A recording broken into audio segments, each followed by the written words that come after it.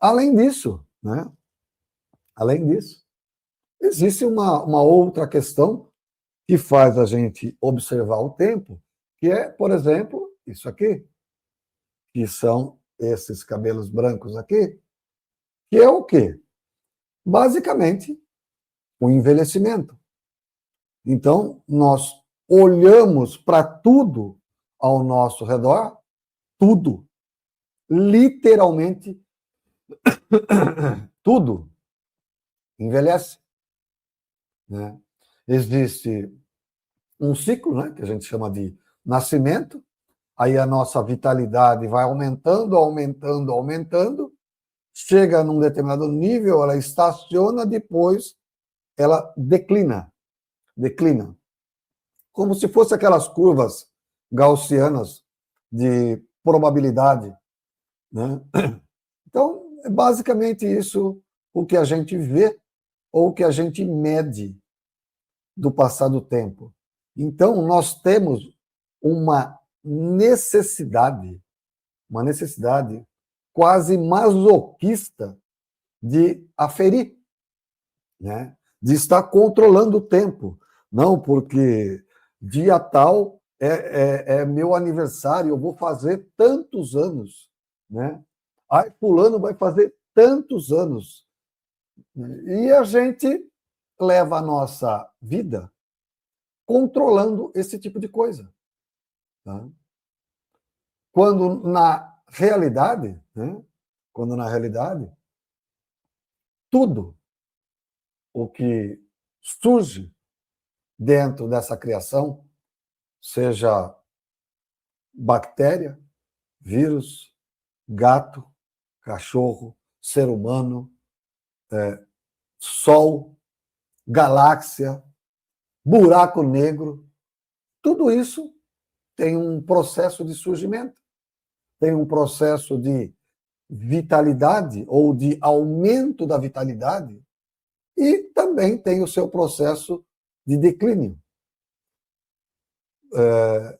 O nosso corpo envelhece, o nosso corpo consome, nós precisamos consumir alimentos para manter a nossa vitalidade, né? Nós tomamos um monte de suplementos, vitaminas e isso, aquilo, porque nós precisamos manter o nosso corpinho funcionando, ou pelo menos no estado minimamente funcional, para que você não tenha que depender de outras pessoas, mas há aqueles que dependem. Por quê? Porque a funcionalidade do organismo deixou de ter aquele vigor.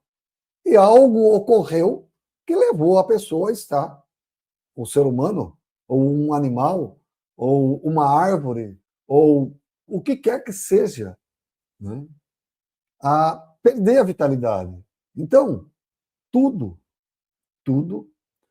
nasce, se desenvolve, ou seja, cresce, tem um estado mais ou menos estável, relativamente pequeno, e depois declina. É o caso, por exemplo, do nosso Sol, do nosso astro-rei, né? Que, segundo a própria astronomia ou a cosmologia, tem aproximadamente aí algo em torno de 5,5 bilhões de anos, né? E ele tem aí mais, aí, pelo menos mais uns 8 bilhões de anos de material para queimar, até que ele se transforme numa gigante vermelha, absorva, expanda, né, a sua, entre aspas, atmosfera incandescente e destrua até a órbita de Júpiter, ou próximo da órbita de Saturno, e aí ele simplesmente deve se transformar naquilo que os astrônomos chamam de anã marrom, né? Que tem lá a sua quantidade de emissão de energia, de calor, devido ao que restou da massa solar, mas é só isso, é só isso. E com tudo ocorre isso. Com galáxias ocorre isso. buracos negros tendem a produzir aquilo que se chama de emissão Hawking, né? E eles vão se desgastando. Claro que num tempo tremendamente longo, né, que, segundo alguns cosmólogos estimam, que um buraco negro supermassivo, ele vai viver aí 10 elevado a 100 anos, né, dos anos terrestres. Então, essas são coisas que, para a maior parte das pessoas, isso não interessa. Eu não estou interessado nisso. Hoje, talvez não. Mas isso é algo que deveria, pelo menos, despertar alguma curiosidade, talvez só a título de conhecimento, né? Então, vamos dar uma olhadinha naquilo que a gente entende por ciclo de vida, né? Por exemplo,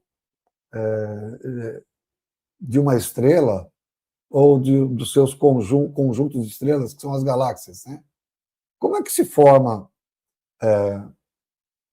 uma estrela? Bom, lá nos primórdios da formação dessa realidade, né? Supostamente, alguém manifestou uma singularidade, né, que dentro da cosmologia os cosmólogos chamam também de singularidade, né, mas é o que deu origem ao que nós chamamos de Big Bang, né?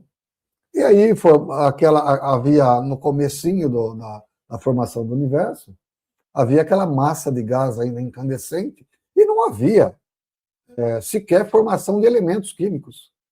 Quando o universo começou a se expandir, a ganhar volume, pela própria ação dessa expansão, gerou uma queda de temperatura.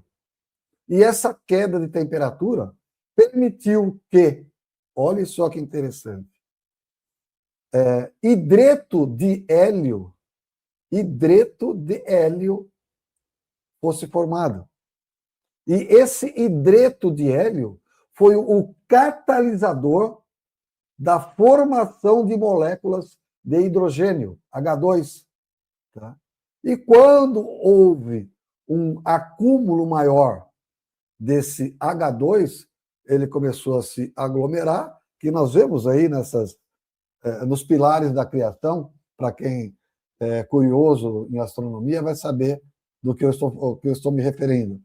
Nesses pilares da criação, apelidados assim por astrônomos, muitas estrelas nascem e continuam nascendo nos nossos dias, né? Nascem como? Existe uma grande concentração de gás, esse gás chega num ponto em que a gravidade passa a agir, a atrair mais gás, e quanto mais gás, hidrogênio é atraído, mais aquele peso vai sendo exercido sobre aquele núcleo